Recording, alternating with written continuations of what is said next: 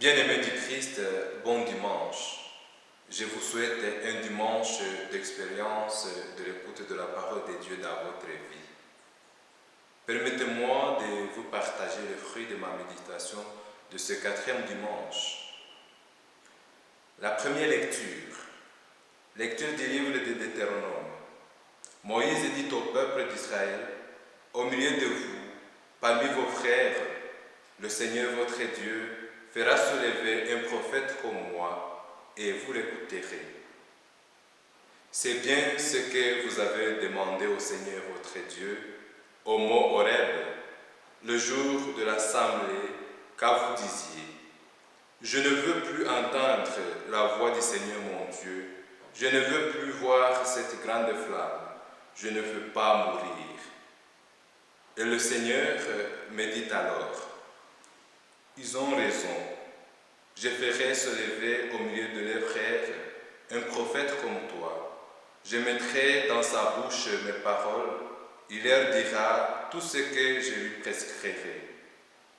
Si quelqu'un n'écoute pas les paroles que ce prophète prononcera à mon nom, moi-même, je lui en demanderai compte.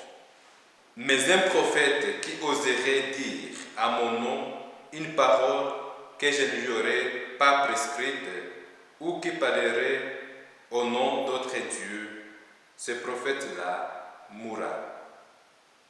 Parole du Seigneur. Le psaume. Aujourd'hui, ne fermons pas notre cœur, mais écoutons la voix du Seigneur. Venez crions de joie pour le Seigneur, acclamons notre rocher, notre salut. Allons jusqu'à lui en rendant grâce, par nos hymnes de fête, acclamons-le. Entrez, inclinez-vous, prosternez-vous, adorons le Seigneur qui nous a fait.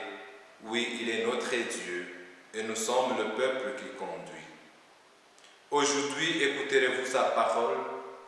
Ne fermez pas votre cœur comme au désert, où vos pères m'ont tenté et provoqué, et pourtant ils avaient vu mon exploit. Deuxième lecture. Lecture de la première lettre de Saint Paul apôtre aux Corinthiens. Frères, j'aimerais vous voir libre de tout souci. Celui qui n'est pas marié a le souci des affaires du Seigneur. Il cherche comment plaire au Seigneur. Celui qui est marié, il a le souci des affaires de cette vie. Il cherche comment plaire à sa femme et se trouve divisé. La femme sans mari ou celle qui reste vierge a le souci des affaires du Seigneur. Elle veut lui consacrer son corps et son esprit. Celle qui est mariée a le souci des affaires de cette vie. Elle cherche comment plaire à son mari. En disant cela, c'est votre intérêt à vous que je cherche. Je ne veux pas vous prendre au piège, mais vous proposer ce qui est bien, pour que vous soyez attachés au Seigneur sans partage. Parole du Seigneur. Le Seigneur soit avec vous. L'évangile de Jésus-Christ selon saint Marc.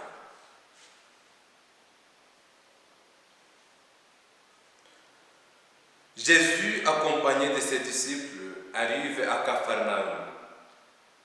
Aussitôt, le jour du sabbat, il se rendit à la synagogue et là, il enseignait. On était frappé par son enseignement, car il enseignait un homme qui a autorité et non pas comme les scribes. Or, il y avait dans leur synagogue un homme tourmenté par un esprit mauvais qui se mit à crier. « Que nous veux-tu, Jésus de Nazareth? Es-tu venu pour nous perdre? Je sais fort bien qui tu es, le Saint de Dieu. » Jésus l'interpella vivement. « Silence, sors de cet homme. » L'esprit mauvais le secoua avec violence et sortit de lui en poussant un grand cri. Saisis de frayeur, tous s'interrogeaient. Qu'est-ce que cela veut dire? Voilà un enseignement nouveau, proclamé avec autorité. Il commande même aux esprits mauvais et lui obéissent. Dès lors, sa renommée se répandit dans toute la région de la Galilée. Acclamons la parole de Dieu. Une jeune fille grandie dans la foi catholique se voit avancer en âge sa Marie. Elle commence à paniquer et à consulter des maisons de prière et des hommes qui se disent prophètes. Un jour, l'un d'eux, en pleine prière, lui révèle que c'est sa mère qui est sorcière. Il lui dit, « Ma fille, si tu ne te maries pas, c'est à cause de ta maman. Elle ne veut pas ton bonheur. Quitte-la, abandonne ton église et viens à mon église. Je te donnerai un bon mari, à condition que tu auras toujours à te séparer de ta belle future mère, parce que tu risques de ne pas avoir d'enfant à cause d'elle. » Depuis ce jour, l'inimitié se créa entre la maman de la jeune fille et elle, et elle abandonna sa foi ainsi que sa famille. Nous aussi, plus d'une fois, avons été à la recherche d'une prophétie quelconque. Nous avons prêté oreille à des prophètes, à des faux prophètes qui ne font que nuire à notre vie et qui fait que nous remplissions notre vie de la peur de l'avenir imaginaire. Le prophète n'est pas avant tout quelqu'un qui prédit l'avenir. Il n'est pas un devin, il n'est pas un faiseur de miracles. Le prophète est là pour proclamer l'espérance, donner l'espérance au peuple, être une médiation entre Dieu et les hommes et encourager ses frères à abandonner les conduites mauvaises pour s'attacher à Dieu. Le prophète est avant tout quelqu'un qui encourage ses frères et qui donne l'espérance. Le prophète n'est pas là pour dire ce qui ne va pas. C'est très ridicule quand quelqu'un te dit que tu auras un mari alors que tu es une belle fille et normale. Quelqu'un qui te dit que tu auras un travail alors que tu travailles, alors que tu as des aptitudes de récuse pour travailler. Quelqu'un qui te dit que tu auras la richesse, que tu seras riche alors que tu travailles pour ça. Quelqu'un qui te dit que tu réussiras l'examen alors que c'est normal parce que tu as bien étudié. Au fait, les prophètes ne disent rien d'extraordinaire. Mais parfois, ils nous déroutent et nous prêtons oreille attentive à leurs mensonges, à leur imagination. C'est dommage.